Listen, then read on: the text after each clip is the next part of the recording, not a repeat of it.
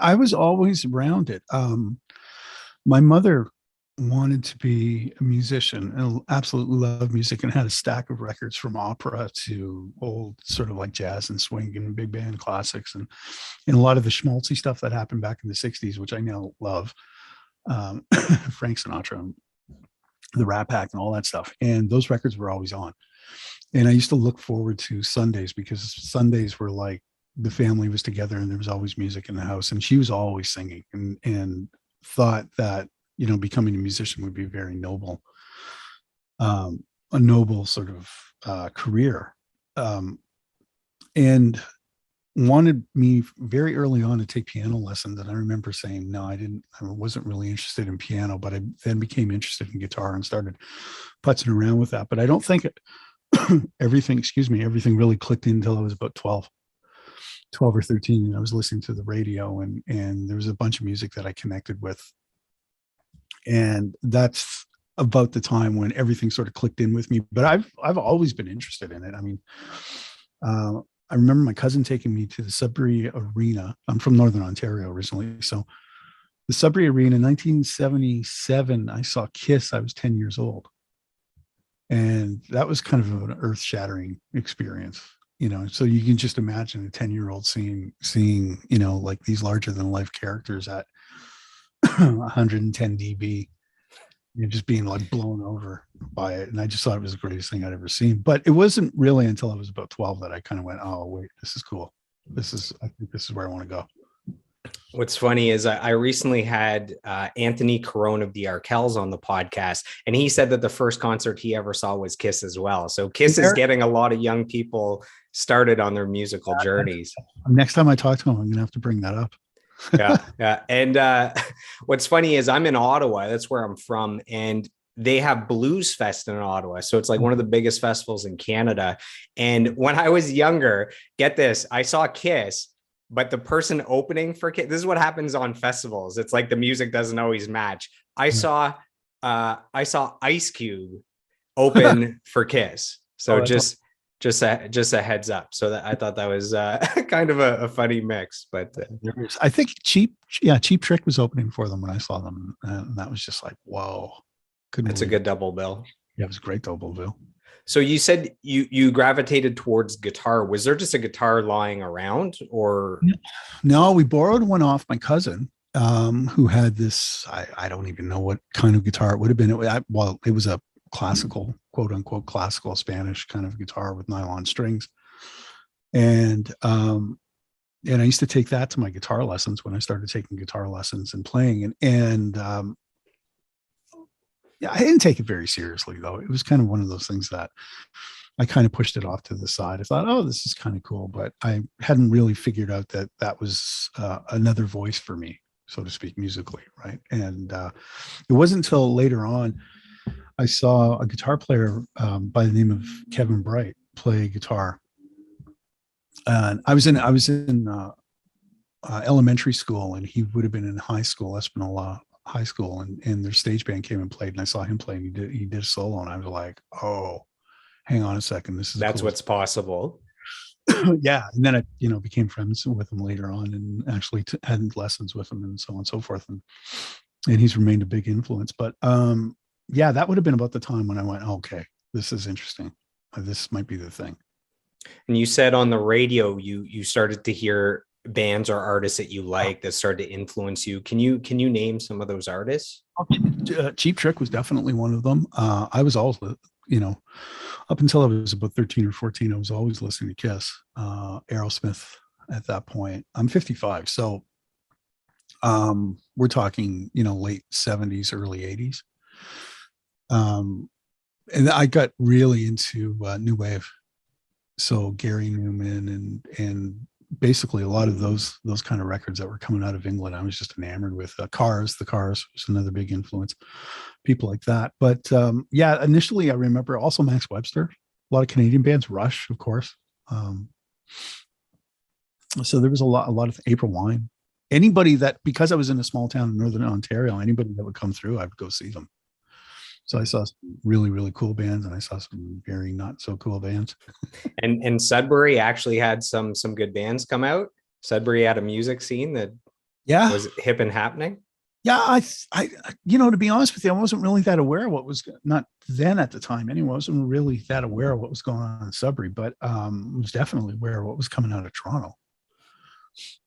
You could make the trek out from Sudbury to Toronto. Yeah, well, or make the trek in from Espanola, where I'm from, to Sudbury, and then bands that would come through, Hmm. see them, you know. Okay. And did you play in any bands growing up once you got a little more proficient on the guitar? And if so, what are the most ridiculous band names that you've had? We've had a few funny band names on the podcast here. Unbelievable. I'm trying to remember because we used to change it every gig. The funny thing about it is I played in a lot of bands. It was all the same band.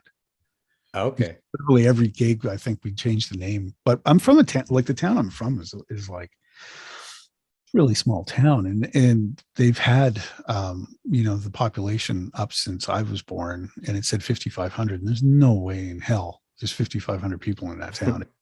I'd be shocked, but Someone's embellishing. yeah, oh, sure, right. And so we played all of the town. I was in this band, and I think we were called Synchronized Living, which might be the worst name ever. Synchronized Living. Okay. I don't know what the hell we were thinking, but we played like all the town functions that we could, and functions in the areas around, and did little jaunts out to places like fun places like Elliott Lake and Blind River and things like that. So yeah, there were like little mini summer tours and whatnot. So before diving into music and audio engineering, was there anything that you wanted to be when you were a kid? Was there anything you wanted to be when you grew up? Some people, it was music from the start. I wanted to be like a dump truck driver or something ridiculous. So that gives you kind of the low bar of what you're about to say. I became obsessed with the oceans when I was a kid. I remember I was obsessed. So I think I want to be an oceanographer for the longest time. Yeah. Study fish and things like that. So if music didn't pan out, that's where you would be. No, well, that was only up until I was about maybe 12. And then after that, it was just music all day, all the time, period. It became something where it was just like, I'm going to have to do this, because if I don't, I'm going to lose my mind. Yeah. Our mutual friend, Alex Andronaki, says it's the evil gene. The people that have that gene with music, it's like, you can try to put it off. You can try to do something else, but it's just going to torment you. Like, you have to give into it. Yeah. I had, I've grew up with a lot of great musicians, literally grew up with a lot of great musicians. And, a lot of their situations were very inspiring, but I didn't get into it without knowing what I was getting into. I knew it was going to be difficult. I knew it was going to be hard. I knew it was a long road. And I wasn't in it for any kind of quick success. I just wanted to be able to make a living doing it and making myself happy. That was the thing that I thought that's the most important thing, to try and make myself happy. And I just didn't really know what my path was going to be. I didn't know whether I was going to be in a band. I didn't know if I was going to be a guitar player. I didn't know if I was going to work in a recording. I didn't know what the heck I was going to do, but I knew I had to do something in it. So that was kind of, it's not like I sat down and went, this is my goal. That never really happened. So you loved music, you loved the guitar, you played in bands, and then where did the audio side of it, the technical side of it, come in? Is there an earliest musical memory when it comes to audio? Yeah. I think early on, I started trying to write songs very early on, and I didn't really have any way to document them, or any of the ideas that I kind of had in my head. I didn't have any way to document it. So around the time, I think it would have been just going into high school, around that time, these companies like Tascam and Fostech started coming out with these little cassette 4-track recorders. And I started, my parents, they kind of went halves with me on it. I think I worked like a summer or something and saved up a bunch of money, and they put in half the money, and I was able to get this 4-track recorder. And I had my guitar, and I had a little drum machine, and I was starting to put together things on tape. And I think that's kind of where it started, to be honest. And the whole idea of how good can I make this sound, even though I know it's not a professional recording facility, blah, blah, blah. And started playing things that I played on for friends of mine, and they were like, wow, that sounds really cool, and those kind of things. So it's kind of out of necessity. So this is before the apps on the phone, before Pro Tools and all that. Let me see if I can bring this down here. We all had, like you said, the 4-track. So I had one of these, bad boys, you know. So that's probably a little newer than what you had, but that's, you know, the progression all the way to where we are now, where everyone on their phone can record pretty well. Yeah, I wish I still had it too, because I would definitely record through it.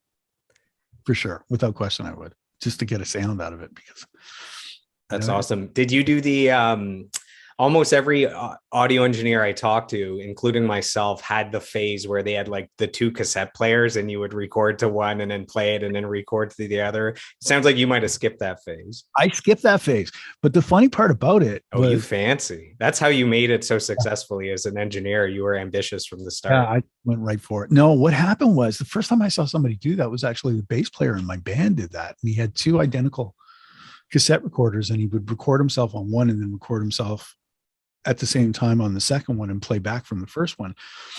Oh, and I remember hearing that and just thinking, oh my God, you are a freaking genius. Like, how did you come up with this? Like, I just remember being so blown away by that. And then later on, studying sort of the art of engineering and recording process and all that sort of stuff, learning about Les Paul and his sort of experiments and doing exactly the same thing. And I was just like, wow, my bass player was way ahead of his time, but kind of way behind his time too at the same time. That's funny. And at what point did you know that you had something of value to offer as a musician and an audio engineer? So at 12, you start to really get into things. Was there a moment at, I don't know, 14, 16, 18, where you go, okay, I think as a guitarist or a vocalist, I have something that people might like, or, hey, my recordings are sounding pretty good. Maybe this is a service that people might have a demand for. You know, it's funny. I never thought that. I've never, ever thought that. I grew up, the town that I come from is a really weird little town. The guitar player I mentioned earlier, Kevin Bright, ended up playing with Nora Jones and Bruce Springsteen's wife. His brother plays still to this day with Bryan Adams. And that's the guitarist that you saw? And guitar player I saw, yeah. And became friends with. His brother was a session drummer, played in a bunch of Canadian bands. Another friend of mine is a session bass player. He's traveling all over the world with this flamenco Mediterranean guitar player named Pablo. Another friend of mine wrote Barefoot Blue Jean Night for Jake Owens, which was the #1 country hit. Like, this is all from this small town. So what's in the water, Alf? What's in the water there? It's a real outlier. I swear to God, it's a real outlier. But the reason I'm bringing all this up is because in the company of those people, I never really thought anything that I was doing was special. I just wanted to try and get by, especially, with some of the musicians. And I'm mentioning people that have gone on to have like careers. There's other people that are still back there that are amazing musicians. But the point I'm trying to make is that I don't know if I ever really thought I had something to offer. I just know I needed to do it. And I didn't have the work ethic of a lot of those guys, if I'm being 100% honest. Like, when it came to playing guitar, I got to Humber College and realized that pretty much everybody else around me was better than I was. And I really enjoyed the production aspect of it, and I really enjoyed the songwriting aspect of it. We used to make jokes at Humber. We'd say, "Oh, he's got songwriter's chops," meaning basically he doesn't sit down and practice, or she doesn't practice scales or whatever. They just kind of work on writing songs. And that's the world I was in. I had songwriter's chops. I didn't have like that kind of thing. So even then I was like, if there's anything that I can do that's kind of cool, I can put together the picture. I can put together, this guitar part works with this guitar part, works with this drum part, works with this vocal line, works with this harmony. That's the way I kind of hear music. So I don't really hear it as like an instrumentalist, so to speak. That's kind of like the producer's skill, where they can kind of see the final picture or hear it. Mm-hmm. And then they can reverse engineer to what instruments we're using, what's going to go where, how many times we have to redo the takes. So I guess you kind of had that vision and that ear of a producer from the start. Yeah, it's funny that you mentioned Anthony earlier, Anthony Crone, because I love working with him, even though really it's been only through emails and whatnot. But he's got that kind of brain. You can tell he's got that kind of brain just by the comments and things. I'll do a mix for them, and it'll come back, and or the productions that he sends me and stuff. He's got that. So I think in that case, it's fun working with people like that because we kind of speak the same language to a certain degree. Yeah. So you mentioned you don't believe that you had the work ethic when it came to the guitar. It reminded me of some great advice I got. My final semester in high school, I was able to do a co-op at Distortion Studios in Ottawa. So this was built for Alanis Morissette back in the day.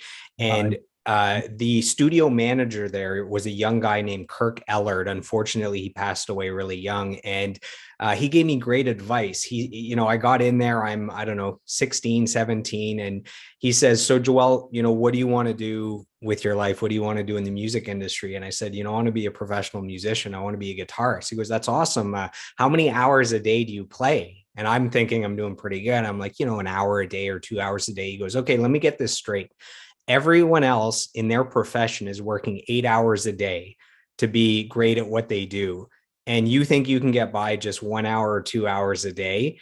That's lazy thinking. If you keep doing an hour or two a day and that's it, you will never become a professional. So I think that's where I haven't done music full time. I've done lots of different things, but I think what comes across since then is my work ethic. So I can work hard all the time, driven. And I think it's like, I always have his voice in my head. Like, really, 1 hour a day, that's what you're going to do towards your podcast? You want to be Joe Rogan? You want $100 million deal? You better do at least 8 hours a day like everyone else does in their professions. Why is music special where you can only do an hour a day?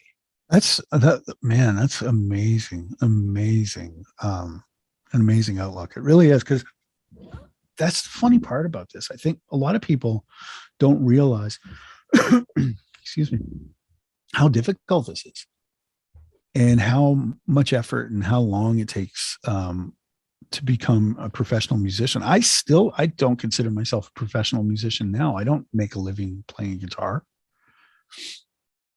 I don't go out and gig.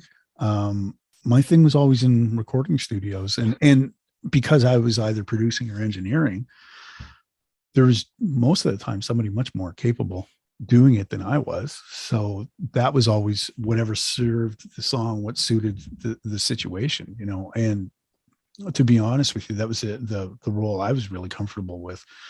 And I'd rather hire somebody who did 8 hours a day on their instrument, because I'm like you, I was doing like an hour, 2 hours every now and then. Now I play a lot.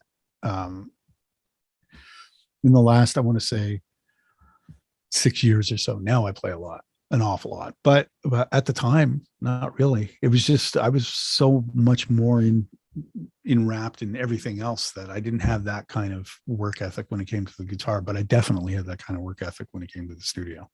I had no problem spending 16, 20 hours in a studio, no problem.